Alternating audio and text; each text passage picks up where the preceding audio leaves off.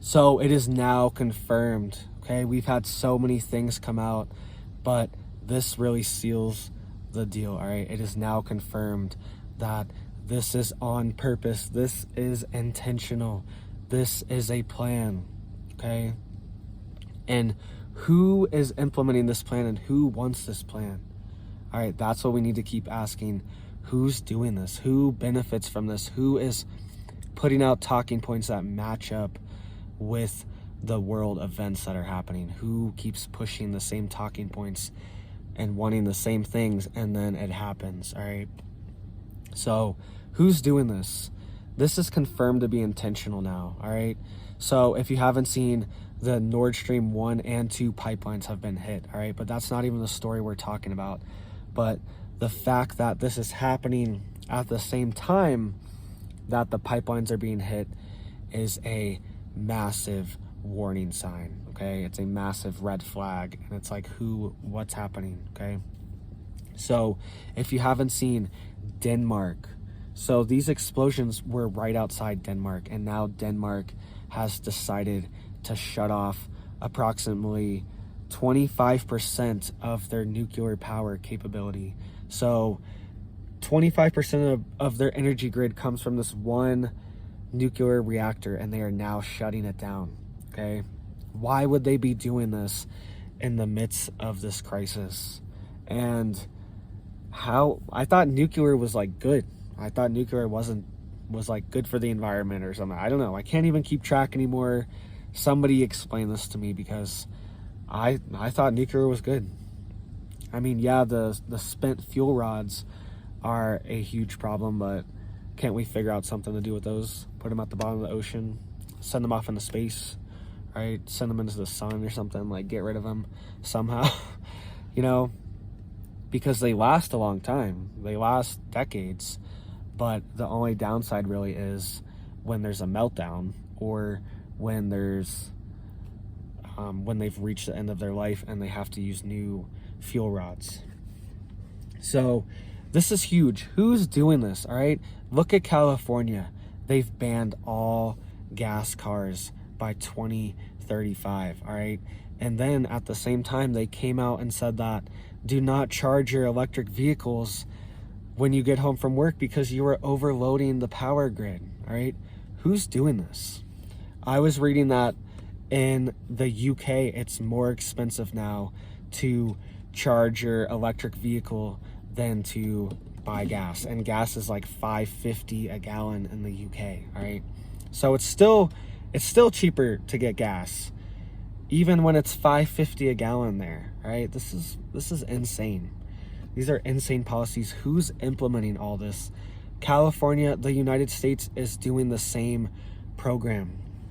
All right, we are decommissioning nuclear reactors, nuclear power plants all over the place. All right, we are decommissioning not wells, we're decommissioning dams, all right, hydroelectric dams all over. I believe California is down to just a few, and they have like big parades and like celebrations for when they get rid of one of their dams. It's like a big thing because apparently it saves some, you know, fish species or something like that. All right, that's the theory, is that, well, this dam is creating a artificial environment and this fish needs to get out to the ocean, so we need to not let this.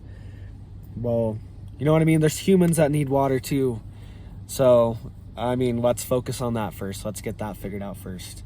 All right, all these things are just coming together at once. Who benefits from all this? Right? Who is benefiting from this?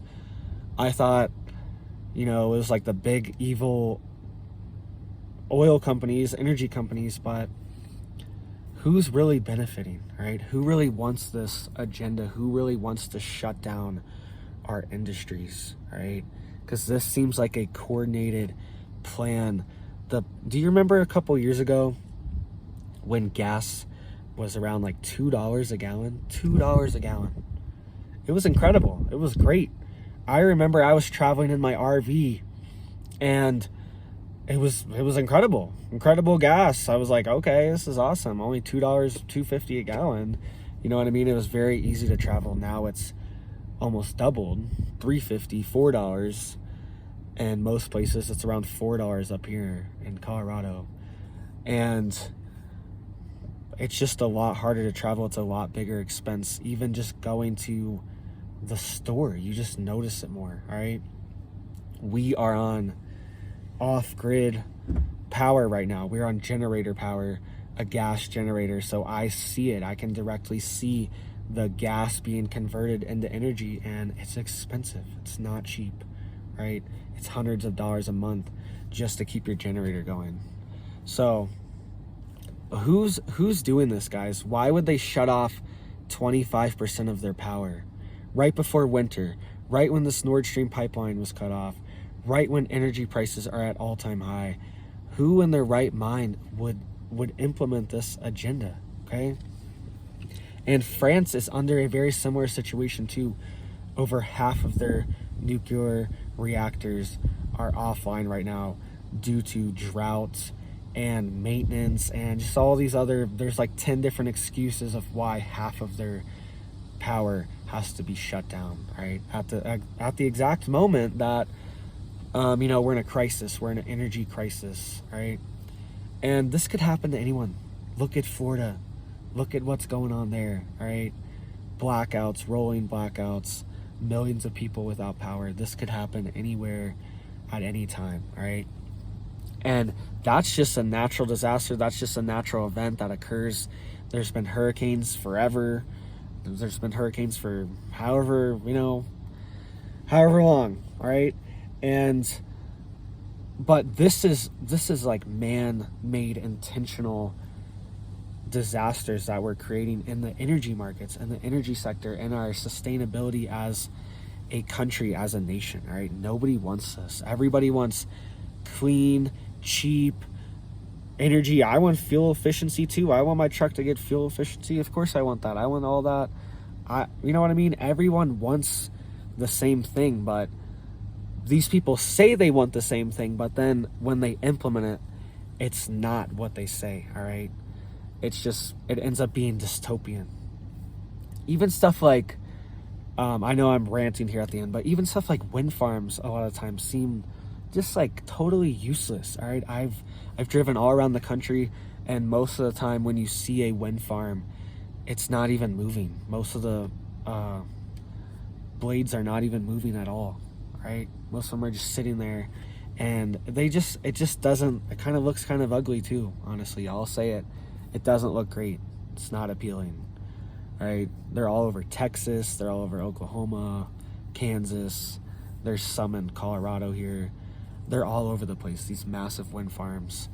And it's just another thing. It's like we're sold this like pipe dream ideal that they're gonna save the day, and then when they actually implement it, it doesn't actually really work how it's supposed to. And there's been studies that say these wind farms actually make it hotter because it stops the wind from flowing naturally as it would in a normal scenario. So who's doing this? Who's behind all this? All right, we know who it is, but let me know who you think it is. All right, we know there's a global agenda to really shut down industry for some reason. For some reason, it was built up. It was, pedal to the metal for years, for decades, and now it's come to a sudden halt, all right? They want to end it for some reason. So let me know what's going on. Make sure to get prepared, guys. Energy prices are skyrocketing. Industries all over Europe are shutting down because energy prices are so high, all right? This affects literally everything. Energy prices affect every single aspect of our life and the economy. So thank you guys for watching. Thank you guys for staying updated on this prepper news. Thank you guys for listening to me ramble. If you guys want to stay updated on this stuff more, just hit that down there, hit that bell if you guys really want to hear it all. And thank you guys. You have a big old blessed day.